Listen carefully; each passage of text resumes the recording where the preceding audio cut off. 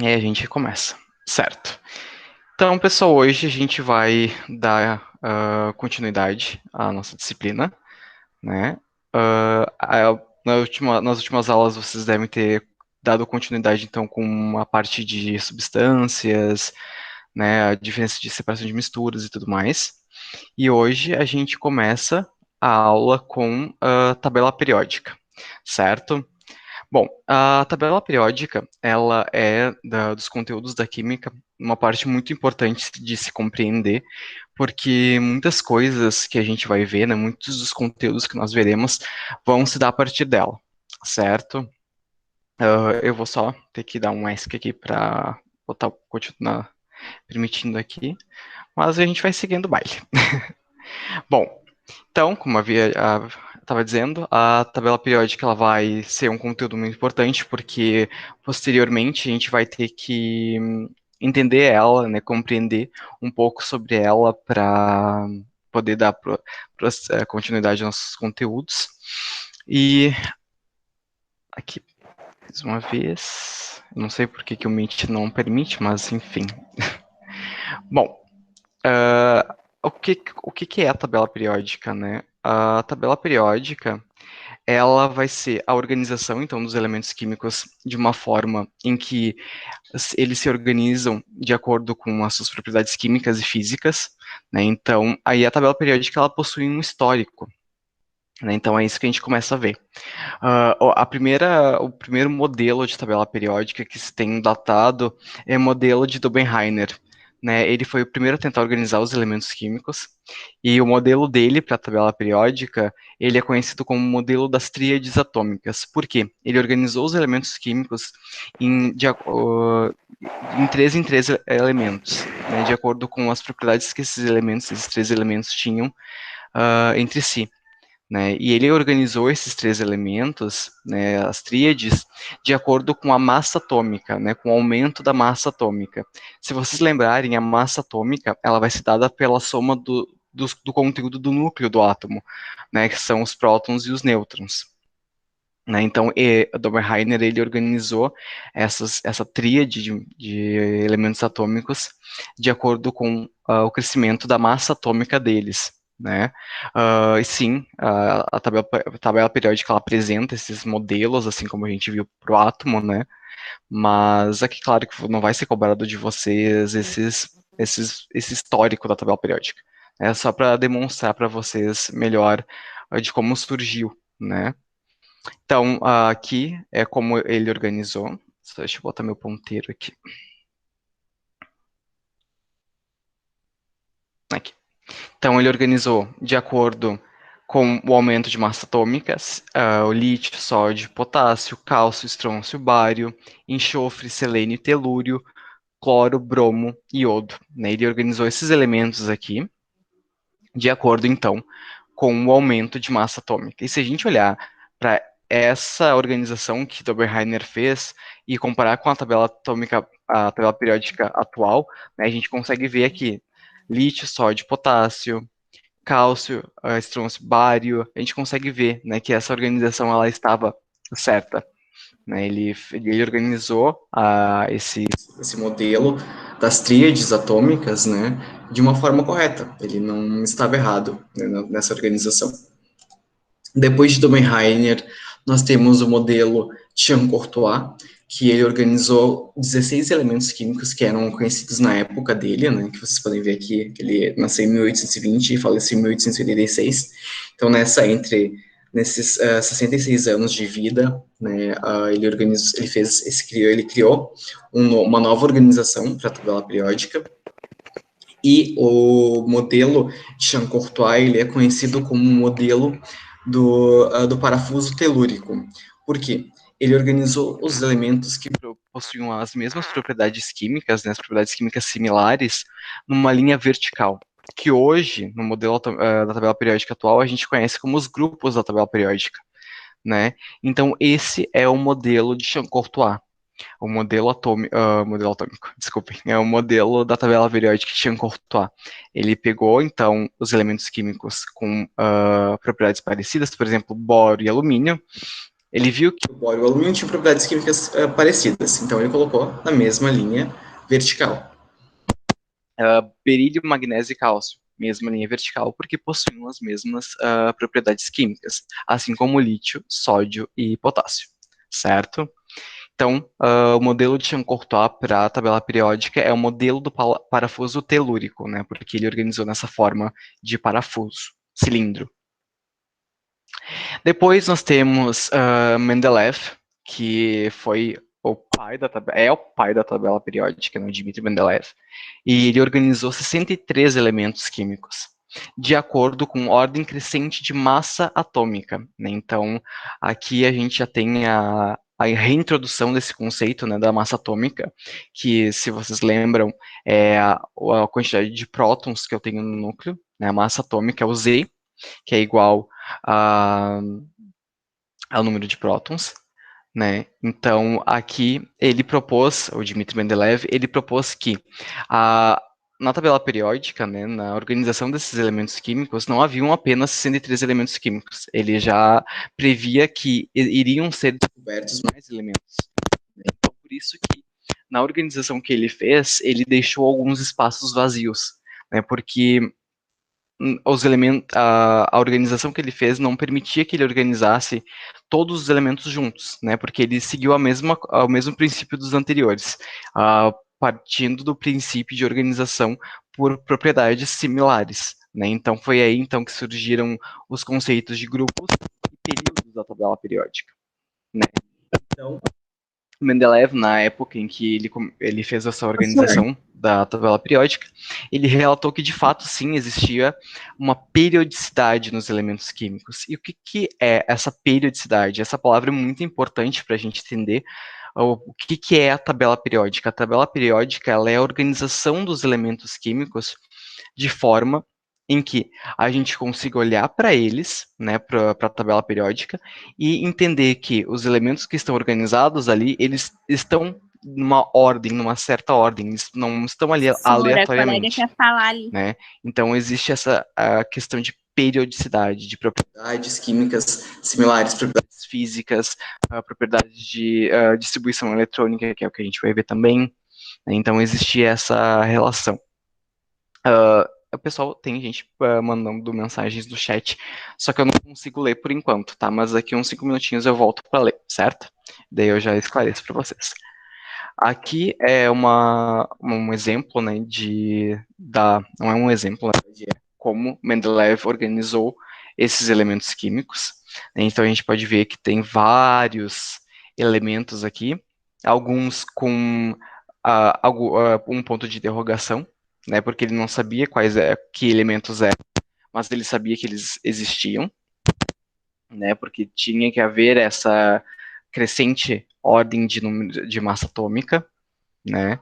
Então, nós temos hidrogênio, lítio, berílio, boro, carbono, nitrogênio, oxigênio, flúor. Então, a gente tem vários elementos químicos organizados de acordo com as suas propriedades químicas similares no modelo da tabela periódica de Mendeleev.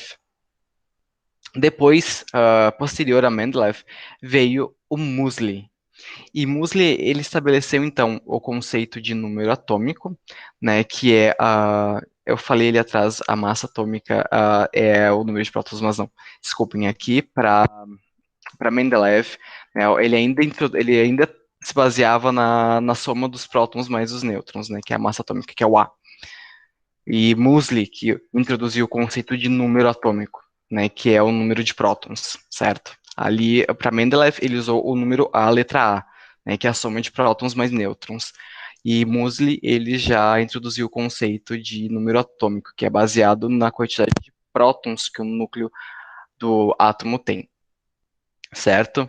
E então ele atribuiu números inteiros para cada elemento químico conhecido da época, ou seja, se a gente vê aqui na tabela de Mendeleev, né, a gente tem números quebrados, números com vírgulas, 27,4 para o alumínio, 9,4 para o berílio, 65,2 para o zinco, 63,4 para o cobre. Então a gente tinha números fracionados, né? E Muesli ele já colocou números inteiros, né? Então definiu números inteiros para cada elemento químico. E já dando seguimento, né, com a continuidade aos estudos propostos por Moseley e Mendeleev, veio aquilo que a gente viu na aula de estrutura atômica, que foi a descoberta dos prótons por Rutherford, né, então em 1920. E anteriormente a isso, né, porque Moseley ele faleceu antes da descoberta dos prótons, ele já tinha introduzido o conceito de número atômico, né? Só que ele ainda não sabia que o número atômico era relativo aos prótons do núcleo atômico, né? Mas ele já tinha introduzido esse conceito de número atômico, que posteriormente a gente ficou conhecendo que o número atômico era igual ao número de prótons do núcleo do átomo. Né? Então, Moseley ele reorganizou e corrigiu algumas falhas da tabela proposta por Mendeleev. Então, Moseley ele veio para corrigir, reorganizar e corrigir algumas falhas que Mendeleev cometeu, obviamente, né, por falta de instrumentação da época. E a frase mais assim que a gente tem que olhar quando a gente pensar em tabela periódica, que é: muitas propriedades físicas e químicas dos elementos variam periodicamente na sequência de números atômicos. Então, Moseley realmente ele colocou que existia essa periodicidade, né? Essa sequência de números atômicos era relativo às propriedades físicas e químicas dos elementos. Vou dar um ESCzinho aqui só para aceitar o que está tentando entrar. Aí, voltamos para a apresentação. Certo? Aqui, deixa eu colocar aqui. Bom, então, a tabela periódica que a gente conhece, a tabela atual, ela é basicamente essa, que vocês estão vendo na tela de vocês, né, com os elementos organizados em linhas verticais de 1 a 18 e em linhas horizontais de 1 até 7, certo? Então, a gente tem que começar a esmiuçar a tabela periódica, né? Porque a gente precisa compreender um pouco como ela foi forjada, como ela foi construída. Então, para isso, a gente pega a constituição da tabela periódica. A tabela periódica atual, ela vem de muitas contribuições de vários pesquisadores ao longo dos anos, de vários lugares do mundo. Tanto que nós temos elementos químicos com nomes de estados ou países onde eles foram descobertos. Um exemplo é o polônio, que foi descoberto por Marie Curie, né? A gente tem aqui o polônio, com o número atômico 84, né? Ele foi dado este nome pela Marie Curie em homenagem à Polônia, que é o país de origem dela, né? Então a gente tem essa questão de homenagem, enfim. Atualmente, então, a tabela periódica é constituída de 118 elementos químicos, que vai do 1 até o 118, certo? E 92 deles são de ocorrência natural, ou seja, a gente consegue encontrar na natureza 92 elementos químicos. Mais do que isso, a gente não consegue encontrar de forma natural. Certo? Por quê? Porque os outros elementos restantes, os outros 26, são elementos sintéticos, né, que foram sintetizados em um laboratório, certo? Aqui, dentro desses 92 elementos de ocorrência natural, o elemento com maior número atômico, ou seja, com maior número de prótons de ocorrência natural, é o urânio. Então, ele é um elemento natural mais pesado. Então, é por isso que ele é utilizado para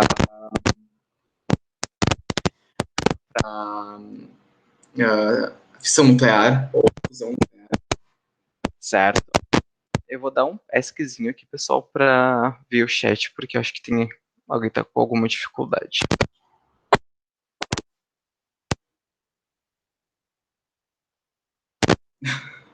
Ou qual o problema, pessoal? Tá ouvindo, senhor? Senhor, tá ouvindo?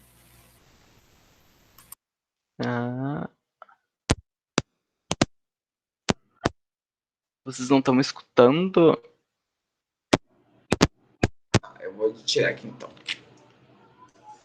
Agora ficou melhor para vocês? Tá nos ouvindo agora? Certo. Então vamos ficar assim. Ah, tá. Vou botar aqui então para Só eu não consigo ouvir vocês ainda, eu acho. Ah, não, eu não estou escutando ninguém. Tá ouvindo, senhor? Eu tô falando, tá ouvindo? Não consigo escutar vocês. Deixa eu parar aqui. Mas vocês conseguem me ouvir, certo?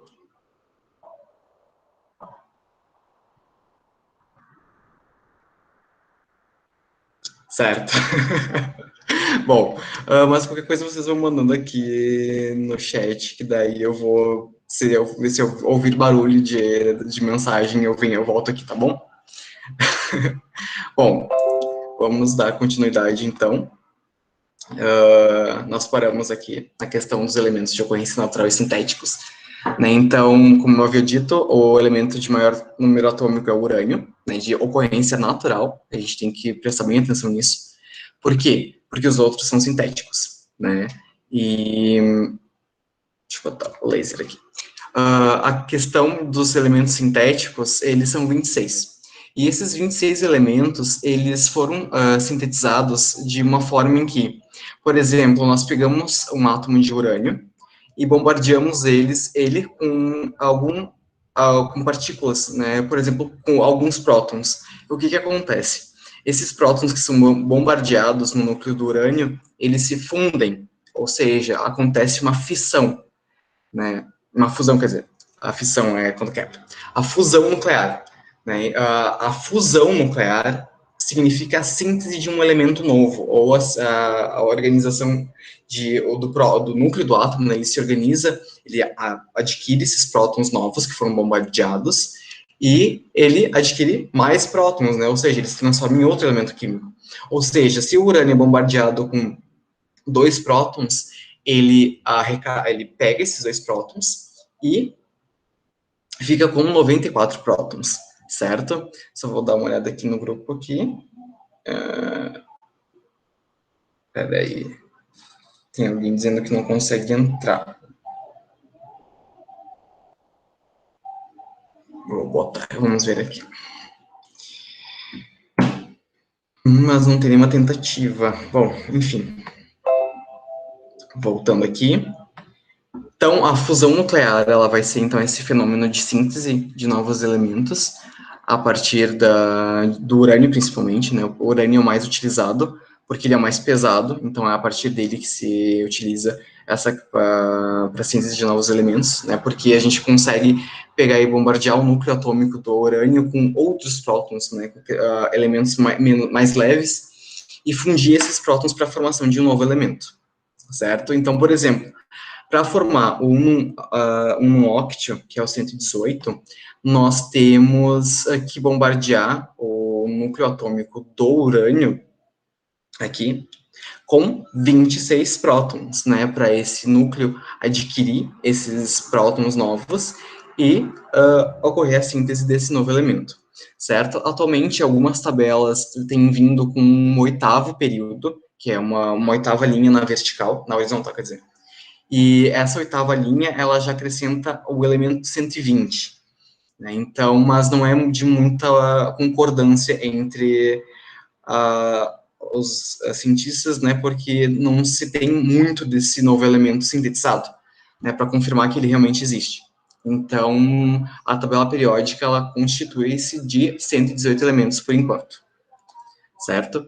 E os elementos sintéticos, eles são organizados de duas formas. Ou eles são cisurânicos, ou eles são transurânicos. Os cisurânicos vão ser aqueles que têm um número atômico inferior ao do urânio. Por exemplo, o promécio e o frâncio.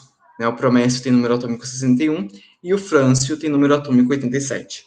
E os transurânicos, né, que são números atômicos superiores ao do urânio. Por exemplo, nós temos o plutônio, que é o 94, e o Mendeleévio, que é o 101. Aqui já mais um exemplo de nome para um elemento químico em homenagem a alguém, por exemplo, o Mendeleévio, que foi em homenagem ao Dmitri Mendeleev, né, o pai da tabela periódica. O plutônio você já deve ter ouvido falar, né, que ele é um elemento radioativo, ele é utilizado como uma arma nuclear.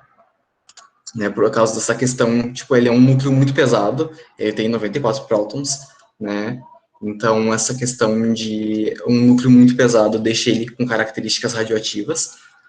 Então, uma coisa que você tem que ter em mente é que os elementos transurânicos, né, geralmente quase todos eles são radioativos, porque são núcleos muito pesados, assim como o frâncio. O frâncio, ele é um elemento sintético, certo? Ele não é um elemento de ocorrência natural. Então, ele não existe na natureza e ele é sintetizado a partir do urânio, com daí aqui sim a fissão nuclear, né, que a gente tem que perder alguns prótons para poder transformar esse urânio em frâncio, certo?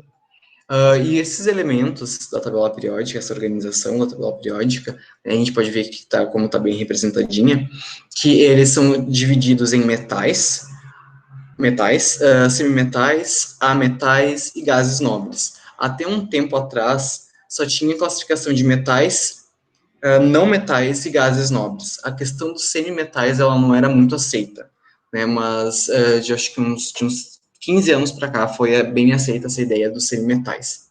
E o hidrogênio? O hidrogênio, ele é um elemento químico à parte, né, porque ele está aqui no primeiro grupo da tabela periódica, porém ele não é um metal, né, ele é um gás, ele ocorre na natureza na forma de um gás, o que faz com que ele só esteja aqui porque ele tem uma característica de distribuição eletrônica similar aos elementos do grupo 1 da tabela periódica, certo? Então, os elementos eles estão organizados de formas com as características deles, né? Então, vamos ver os metais aqui todos eles em rosa, os semimetais em cinza, os não metais ou ametais em verde e os gases nobres aqui em azul. Né, os gases nobres, eles têm esse nome porque eles já são estáveis na natureza, eles não reagem, são elementos químicos inertes, né, com exceção do xenônio, que ele sofre algumas reações, mas os outros elementos químicos, eles não tendem a sofrer reações, eles são basicamente inertes. E essa organização é feita, então, de acordo com as propriedades físicas e químicas desses elementos, certo? Os metais, eles compõem a maior parte da tabela periódica, como a gente pode ver aqui. Então, são muitos metais que a tabela periódica possui. São 2/3 da tabela periódica, 87 elementos dos 118. E esses metais, eles vão possuir brilho característico. A maioria deles são sólidos em temperatura ambiente, com exceção do mercúrio e também do galho, certo? O galho está aqui no grupo 13. Ele é um elemento, ele é um metal que tem um ponto de fusão baixo, né, assim como o mercúrio. Então, ele ocorre na forma líquida também. Eles têm a característica de conduzir muito bem a corrente elétrica, né, por terem elétrons livres, né, como quando a gente for ver ligações, a gente vai ver que os elétrons em um metal, eles estão distribuídos de uma forma uniforme sobre o metal. Né, então, não uniforme, desculpem. E quando, por exemplo, a gente aplica um campo elétrico, aplica uma corrente, uma tensão sobre esse metal, esses elétrons eles se alinham e começam a ter um fluxo. E a corrente elétrica nada mais é do que o fluxo de elétrons. Sendo que, por exemplo, nas fiações elétricas, né, nós não temos a passagem da corrente elétrica por dentro do fio. A corrente elétrica ela não passa por dentro, mas sim por fora. A gente tem o campo magnético, a corrente, ela passa por fora do fio, e não por dentro, que é o que se pensa.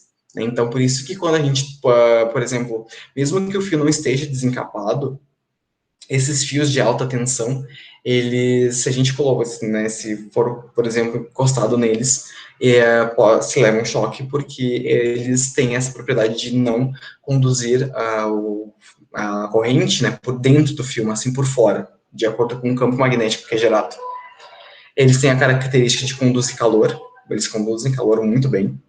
Eles são maleáveis, isso significa que a gente consegue moldar esses metais muito fácil, né? Eles possuem essa característica, por exemplo, uma panela de alumínio. Né? Se pegar um martelo e começar a bater, a martelar essa panela, logo vocês conseguem fazer uma lâmina dela, né? Porque ela é feita de um metal que é muito maleável, que é o alumínio. assim como os fios de cobre, né, que entram na nossa próxima característica, que eles são dúcteis, os metais, porque eles formam fios. A gente consegue fazer fios desses metais, de todos eles. Todos eles entram nessas características aqui, né, de metais. E todos eles têm a mesma característica em questão eletrônica, né, que é de perder elétrons e formar cátions. Então, todos esses metais aqui, eles tendem a perder elétrons para se estabilizar, né, para ocorrerem de forma estável. Depois nós temos os ametais, ou não metais, e eles são 11 elementos, que são esses aqui em verde. Eles possuem a característica de não possuírem brilho, diferente dos metais. Eles não conduzem eletricidade, ou seja, por exemplo, se a gente pegar um grafite, né, que é carbono puro, uma forma alótropa do carbono, a gente pega e tenta aplicar uma corrente sobre esse grafite, a gente não consegue, porque ele não vai conduzir a corrente elétrica. Por quê? Os elétrons do grafite, eles estão muito bem organizados na estrutura cristalina do carbono, né? Eu não sei se vocês chegaram a ver o fenômeno de alotropia com a Natália, mas o fenômeno de alotropia é quando a gente pega um elemento químico e a gente consegue encontrar ele na natureza de diversas formas, porém com a mesma característica eletrônica. E um exemplo disso é o carbono. A gente consegue encontrar o carbono em 3 principais formas: o grafite, o diamante e o fluoreno. O grafite, ele é a forma mais comum, né, que é a forma, por exemplo, que a gente utiliza ele para escrever, enfim.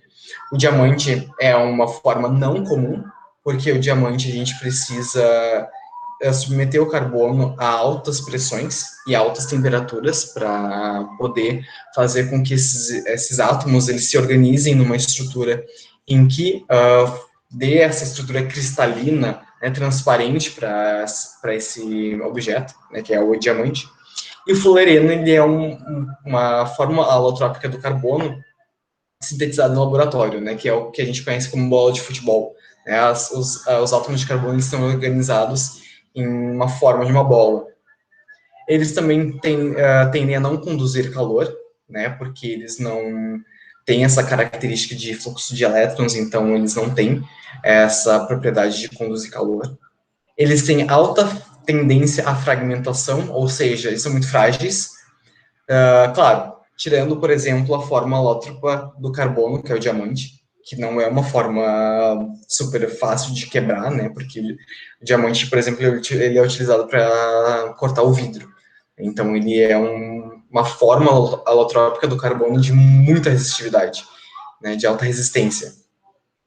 E esses ametais, eles têm como característica eletrônica ganhar elétrons e formar ânions. Então, eles ganham elétrons e ficam negativos, certo? Os semimetais, eles perfazem 7 elementos químicos, né, que é o que a gente vê aqui em cinza, e eles têm propriedades intermediárias aos metais e aos não metais. O que são essas propriedades intermediárias? Ora, eles podem possuir brilho ou não, eles podem conduzir eletricidade ou não, e eles também têm uma baixa resistência, eles tendem a se fragmentarem muito fácil, né?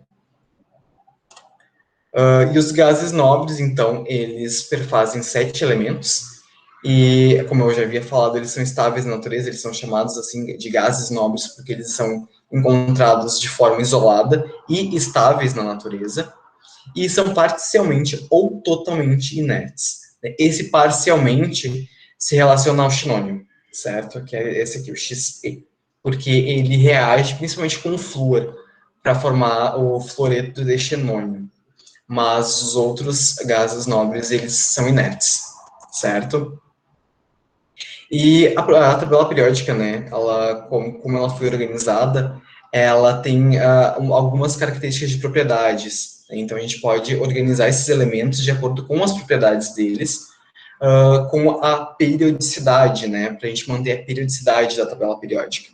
Não só para a gente relembrar, né, para vocês relembrarem, as linhas verticais, que são, né, essas de 1 até 18, são os grupos da tabela periódica, grupos ou famílias, certo? São grupos ou famílias porque todos os elementos que estiverem na mesma linha vertical vão possuir características, propriedades químicas similares, certo?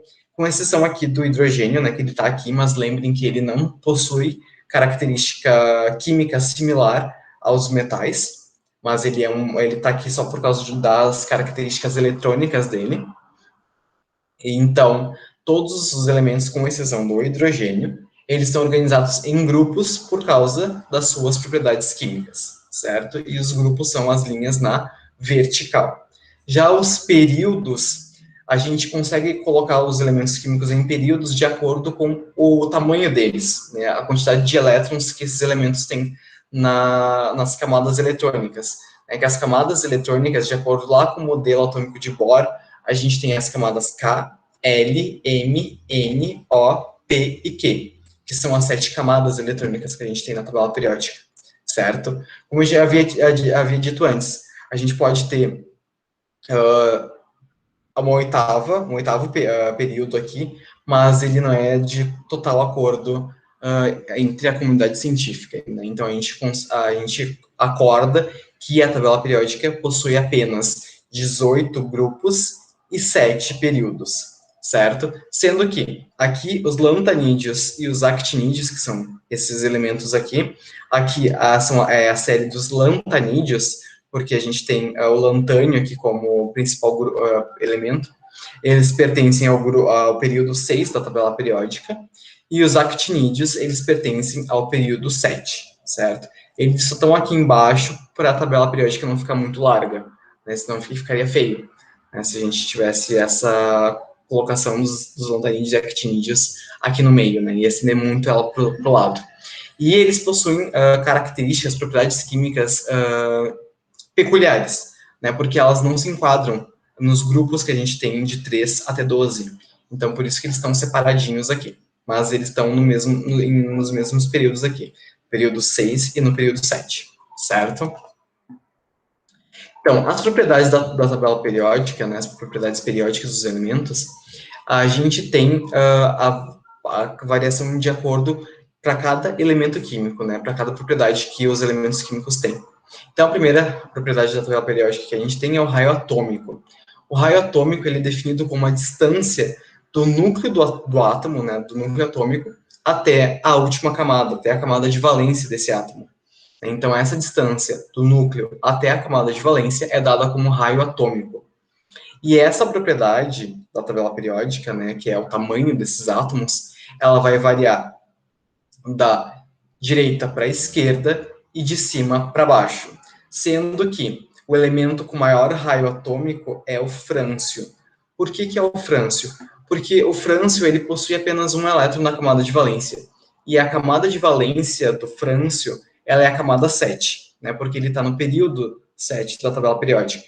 Todos esses elementos que estão aqui no período 7, né, todos eles terminam a sua distribuição eletrônica com 7 orbital elétron. Então, ele termina na camada 7. E a gente tem a terminação da distribuição eletrônica do frâncio como sendo 7s1. E esse único elétron da camada de valência do frâncio, ele é fracamente atraído pelo núcleo. O núcleo atômico ele não consegue fazer uma força de atração suficiente para atrair esse elétron para o centro. Então, esse elétron ele se desparelha, né, ele fica desemparelhado em relação aos outros elétrons do núcleo da eletrosfera do frâncio, e ele fica mais distante. Por isso que a gente tem, então, o frâncio como maior raio atômico. Só que o frâncio ele é o maior raio atômico sintético, né? O césio tem o maior raio atômico natural, certo? Então, é bem importante que vocês lembrem disso. Césio, maior raio atômico natural, e frâncio, maior raio atômico sintético, certo? Junto com o raio atômico, nós temos o raio iônico. O raio iônico, ele não tem uma variação definida, porque ele vai variar de acordo com que esse elemento vai ganhar ou perder elétrons, né? Então, por exemplo, o cátion do césio, que é o césio+, perdendo o elétron da camada de valência, ele vai ter o raio atômico menor, né? Então, ele vai ter um raio iônico, né? Que vai ser o césio, aqui, o césio esse césio aqui, o raio atômico do césio, ele é diferente do raio atômico do césio iônico, que é o césio mais, né, porque ele perdeu um elétron, então o raio atômico ele diminuiu, ele se transformou em um raio iônico, né, que é o raio do cátion césio. Ele não vai, então, essa variação ela não vai ter uma propriedade definida, como aqui, né, que varia direitinho da direita para a esquerda, de cima para baixo. E a gente tem que um átomo que perde elétrons, ou seja, ele se transforma num cátion, ele vai diminuir o seu raio atômico, certo? E um átomo que ganha elétrons, se transformando num ânion, vai aumentar o raio atômico, né? Porque a gente vai ter um aumento de inserção de cargas, né, nessa eletrosfera. Então, o raio atômico de um ânion é maior do que o raio atômico de um cátion, certo?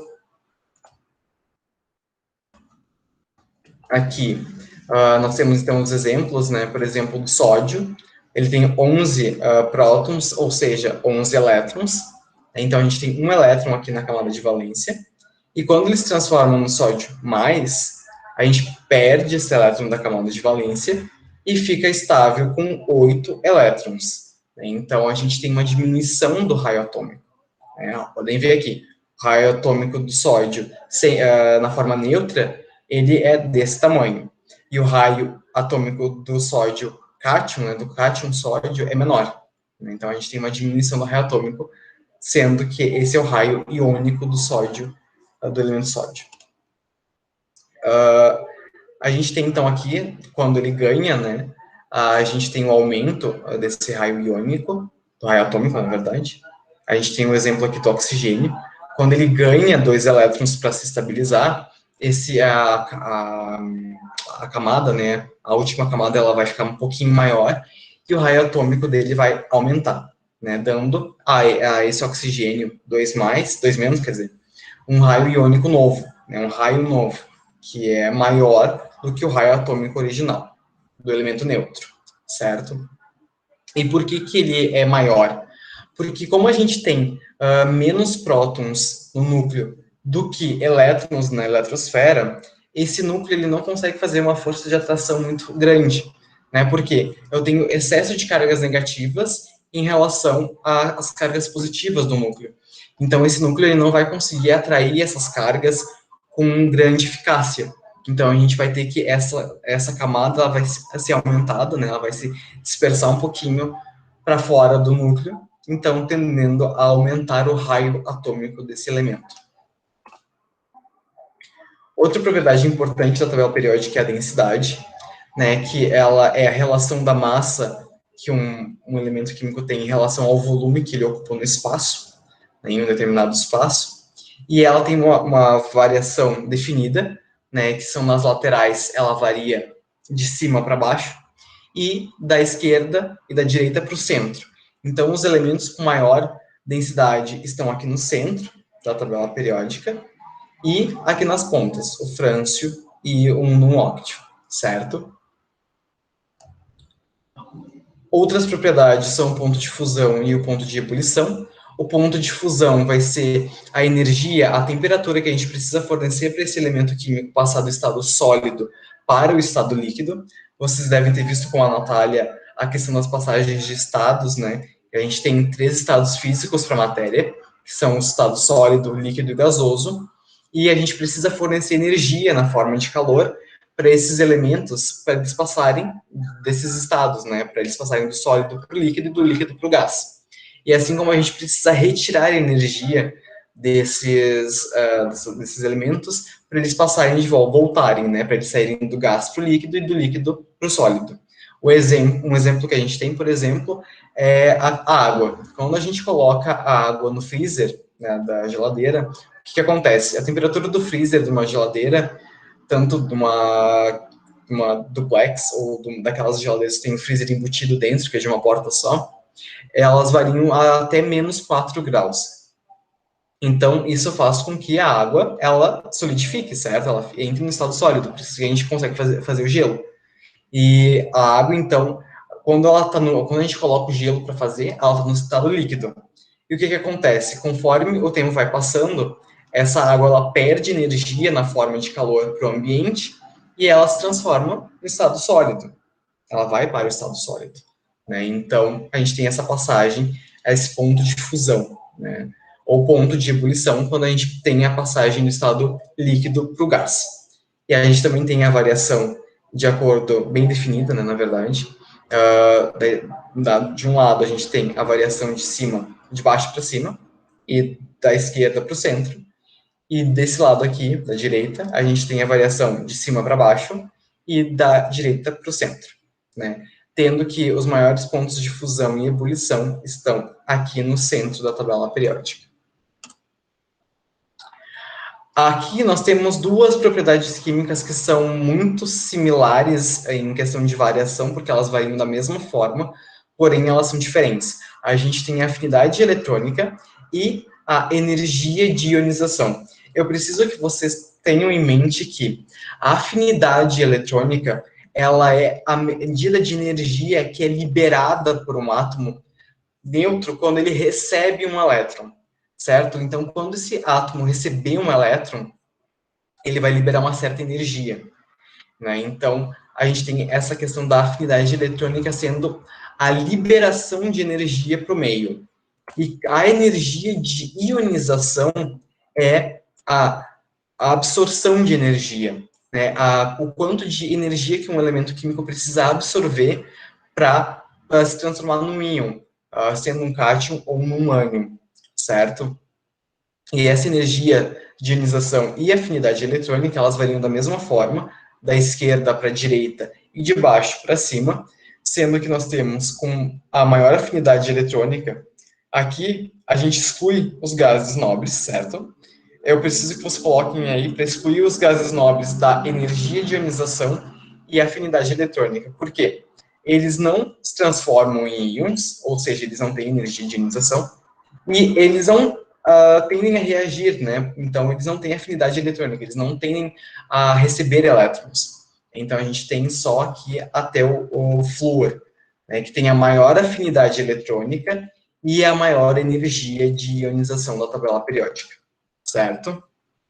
Então, a diferença das duas, apesar delas variarem da mesma forma, é a questão da energia. A afinidade eletrônica, ela é a liberação de energia, quando um elemento neutro recebe um elétron, e a energia de ionização é a absorção de energia para um elemento químico neutro perder um elétron ou ganhar um elétron, certo? A próxima propriedade, que é uma das mais importantes, que é a eletronegatividade. A eletronegatividade, ela é uma propriedade periódica que nos diz a tendência, a facilidade em que um elemento químico tem de atrair elétrons, ou seja, esse elemento químico ele vai ter uma característica própria, né, para atrair os elétrons para si. E também aqui na eletronegatividade não entram os gases nobres, certo? Porque eles não reagem, eles são inertes. Então, a gente tem a variação da eletronegatividade até o grupo 17, certo?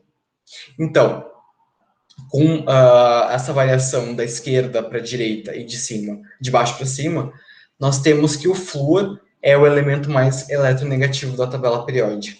E por que ele é o mais eletronegativo? Porque ele é um átomo pequeno, com uma grande densidade de cargas. E se ele é um átomo muito pequeno, o que acontece? Ele só tem duas camadas, certo? Porque ele está no período 2 da tabela periódica, né? Então, ele só vai ter duas camadas eletrônicas. E essa última camada, ela tem 7 elétrons. E quando o flúor, ele reage com um elemento químico que tende a formar um cátion, tende a perder um elétron, essa reação é muito forte. Por quê? O núcleo do flúor, ele está muito próximo da eletrosfera. Então, esse núcleo, ele faz uma força de atração muito forte nesses elétrons que estão na eletrosfera do flúor.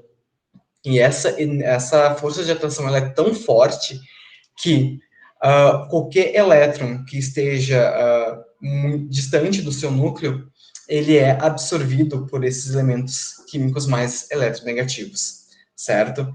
E essa questão da eletronegatividade, ela vai ditar a polarização das ligações químicas, que é o nosso próximo conteúdo da nossa próxima aula, certo? Então, a eletronegatividade, ela vai ser a tendência em que um elemento químico tende a atrair elétrons. O flúor é o elemento químico com maior eletronegatividade, o elemento químico mais eletronegativo, porque ele é um elemento muito pequeno, com uma densidade de cargas muito grande, certo? E ao contrário da eletronegatividade, nós temos a eletropositividade. A eletropositividade, ela é a tendência em que um átomo tem de perder elétrons, né? Se a eletronegatividade era a tendência em que o átomo tinha de ganhar elétrons, a eletropositividade é literalmente o contrário.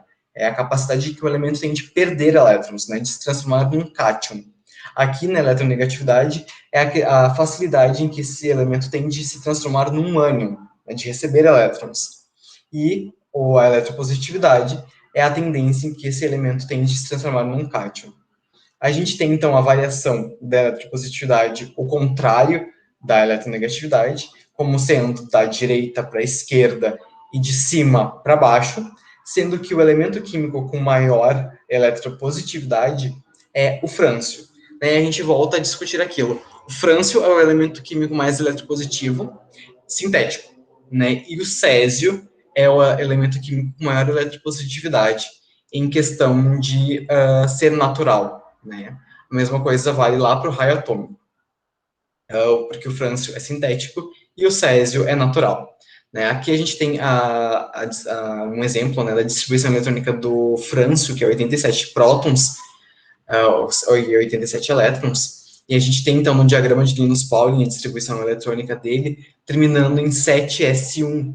Então, esse elétron aqui está muito longe, né, do núcleo atômico, ele está sendo muito pouco atraído, então ele tende a sair da eletrosfera do frâncio.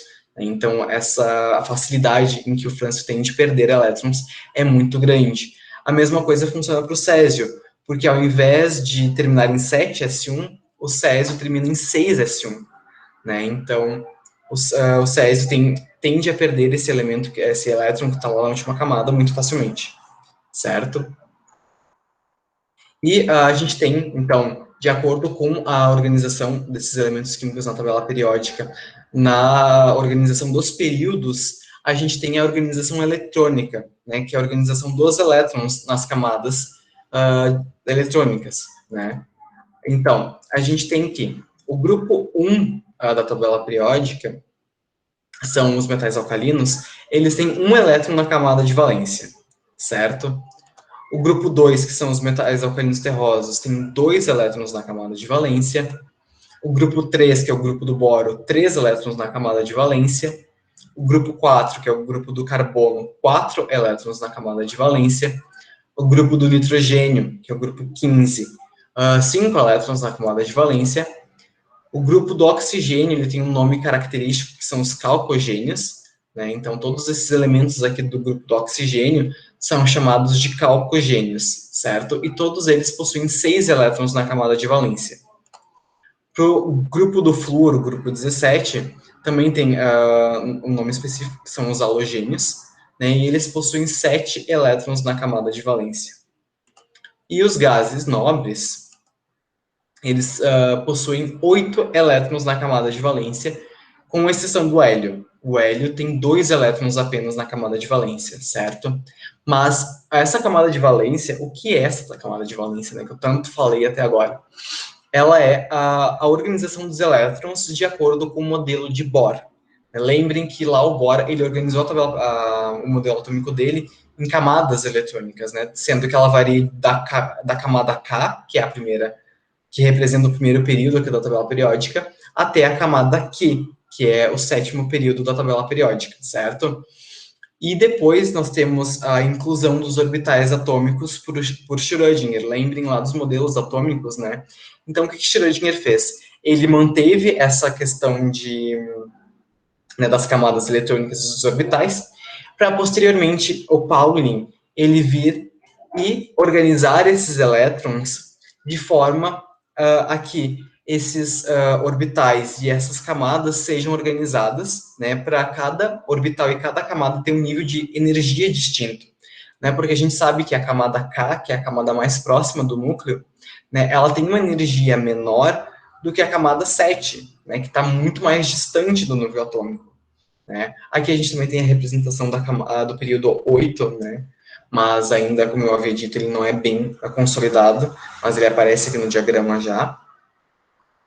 E então, a organização, o diagrama de Linus-Pauling, ele organiza esses elétrons de acordo com o período que eles estão, a camada eletrônica que esses elétrons estão, e de acordo com os orbitais atômicos que esses elétrons estão.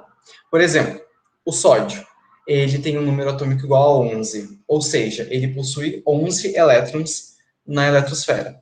Se a gente for fazer a distribuição eletrônica, né, desses elétrons, a gente tem aqui, olhando para o diagrama de Linus-Pauling, nós temos a organização dessa distribuição.